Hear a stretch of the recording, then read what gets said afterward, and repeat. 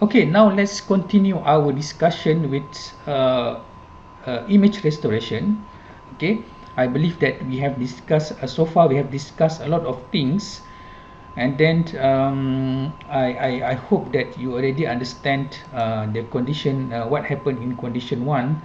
Okay, when we have when the image is the degraded image G is free uh, from the blurring function or degradation function, then we have a long discussion there about this thing, because when the image, when we need to accept the facts that the noise is in random signal. That's why you cannot simply do the minus operation, and then we discuss about how to estimate the how to model the noise. Okay, since the noise is random, then you need to try to observe the histogram, because the histogram is represent later can represent the PDF, and then if you know the PDF shape, then you know what type of noise model affected your image, and then from there, from that guidance, actually then you know how what is actually you want to select at this restoration part. Okay,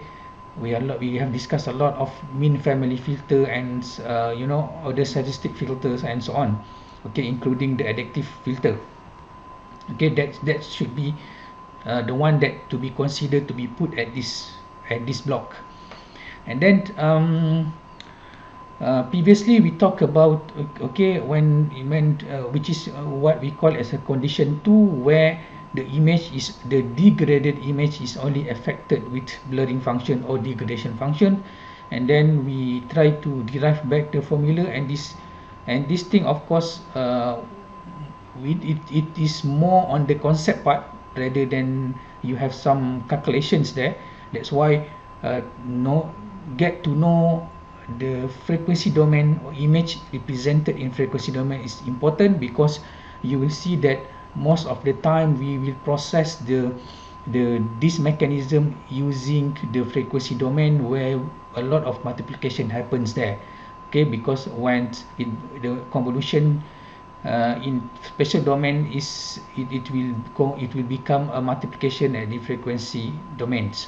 Okay, so then we talk about three way to estimate the H. Okay, because why we want to estimate the H, because that is the like the previous condition 1, we want to know the noise model affected our image, is because we want to design our restoration filter, which filter that we want to use. Okay, according to what a model that we find in estimating our noise that affected our image. So that is also similar to this case or this condition number 2. Okay, in order to design the restoration filter here, then you need to estimate your H. Okay, and then H we already discussed, it can be estimate or model using 3 approach, which is observation, experimentation, and mathematical modeling. And then the one that easy is mathematical modeling, because it's just directly apply, whether you can use the atmospheric turbulence model, or you can also use the motion model. Okay, so once you have estimate your H or model your H, so what actually happened here? How to, once you know, okay, once you already know your H, okay, once you already model your H according to, okay, using any approach here. So what is actually here to be inverse process of this one, so you can achieve our F head as close as our F here. So this is as compared to condition 1, condition 2 is more easy. Okay, you don't have to learn a lot of family mean filter and other statistic filter. What you need to do is this one, what we call as inverse filtering. So what is inverse filtering? Is only applying this thing. Okay, in other words, because you already estimate your H, doesn't matter is it you are using observation or experimentation or mathematical modeling. Once you know your H, then in order for you to get your F head, so this is the one. Okay, this is the operation that you need to do here in order for you to get your F, which is this one. So in other words, I can also put this block as what as my 1 over H UV. Okay, this block.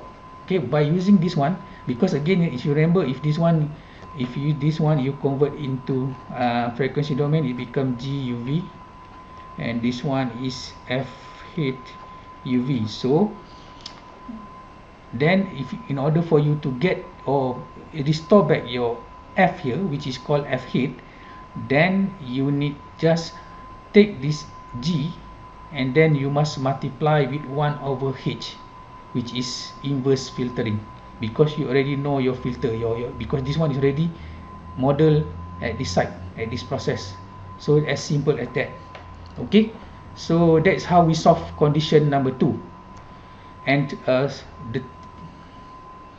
the things that I will like to to highlight here, inverse filtering is very powerful. Okay, it's very powerful, because instead of just solving the problem happen for condition number 2, it also solve the problem that is happen for condition number 3. So what is condition number 3? Okay, condition number 3 is, of course, it should be, this one. Okay, so this one is called condition number 3, where the image, okay, is affected with both degradation function as well as additive noise. So now I would like to discuss about why at this site we still apply the inverse filtering. Okay, for condition number 3. Okay, I hope you clear already. For condition number 2, we apply the inverse filtering because we already know the H, and then once you know the H, then you just divide your G with H, then you get your FH. So that is as simple as that to represent your restoration filter. Now I would like to discuss why inverse filtering is still used for this condition where the image only affected with, if the image is affected with blurry degradation function as well as noise. Okay, so if this is the condition 1, okay, if you talk about condition 1, this is the G, how you define the G. And then if you talk about the condition 2, this is how you define your G. And then condition number 3 should be the original restoration model, which is this one. And what is the G? Now G will have both component, which is degradation function as well as your noise. Okay, so and why we still apply the inverse filtering at these sites? Okay, you may go to this slide. Okay, again, this is our G, how we define our G, because now we are in the condition number 3, where the image is degraded with both degradation function as well as noise. So this is the inverse filtering process. So what happened is, actually, if this is my G, okay, if you try to apply the inverse filtering, which is this operation, again, this is how we get our FH. In order for you to get your FH, then you need to divide your degraded image in frequency domain with your filter that you model using any approach that you have learned before in condition 2. Okay, meaning that in condition 3 we also apply the similar concept as condition 2. In order for you to estimate your H, you can use observation, experimentation, or modeling, mathematical modeling. Okay, then that is how you estimate your H. And then in order for you to restore your FH here, then you need to apply the inverse filtering, same as condition number 2. And now we want to discuss why we still use inverse filtering. Okay, actually, why we apply the inverse filtering, the one that you want to highlight here, for condition 2, it's clear, meaning that, because your image only have, your image, once you have your because your G here, if you talk about condition number 2, is only H UV and F UV. Okay, there's no blurring, there's no noise there, additional noise. Okay, meaning that no this component, you only have this component. Okay, so that's why your G is like that. So if you apply inverse filtering, it seems to be you are cancelling this one and this one, then it seems to be you will get something, your F head here, which is almost similar with your F. So that is then we already achieve our objective there. Okay, that is for condition number 2. However, for condition number 3 is a little bit different. Okay, even we apply the inverse filtering, sorry, let me delete this one first. Okay, even we apply the inverse filtering, now the case is right now is different, because now your G is not only affected with degradation function, but it's also degraded with a noise. So your G now is equal to this. So in other words, equal to this. Okay, so in other words, if you extend this equation by replacing your G here with this expression, put it over here, then the equation will become like this. Okay, so from this we already know that the one that we can access and that the one that we model is this one, the H.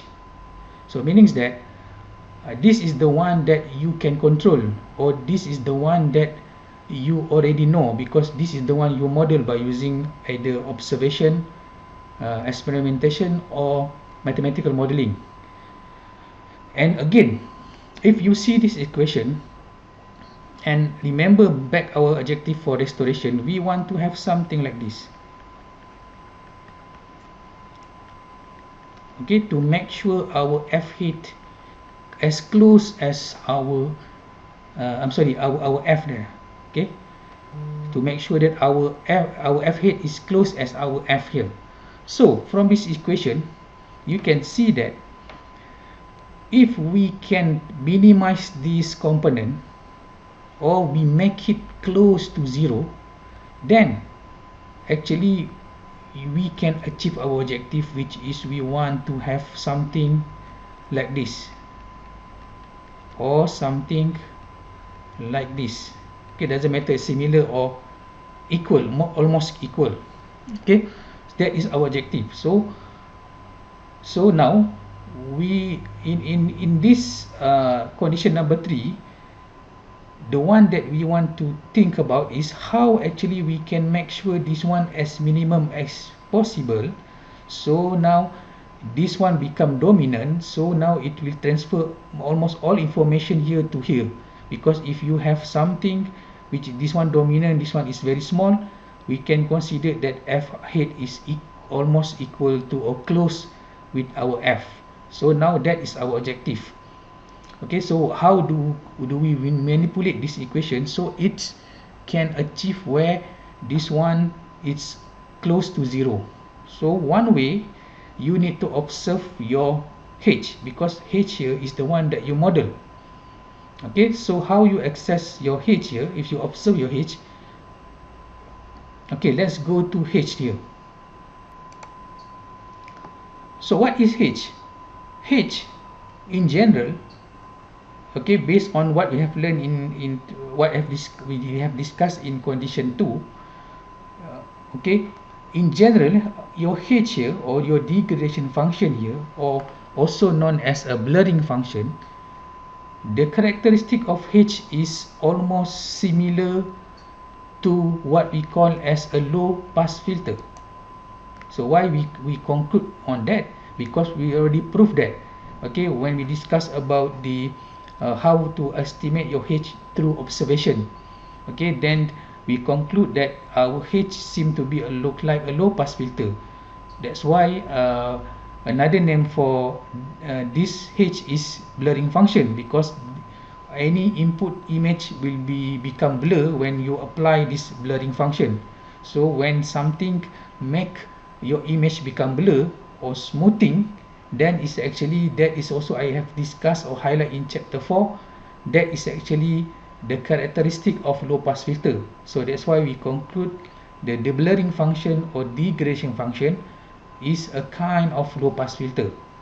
Okay, so and of course it doesn't matter, and then we already estimate that by using the observation, one of it is actually one of the characteristic of the low pass filter is not just low pass filter, it's a Butterworth filter. So just put example, let's say, okay, just assume that your H now is a Butterworth low pass filter. Okay, then we after we proceed with the observation approach, we find out our H model is a Butterworth's low pass filter. So this is how it's modeled. Okay, the same Butterworth low pass filter. Okay, if you observe this filter, you realize that, okay, let's back to this equation.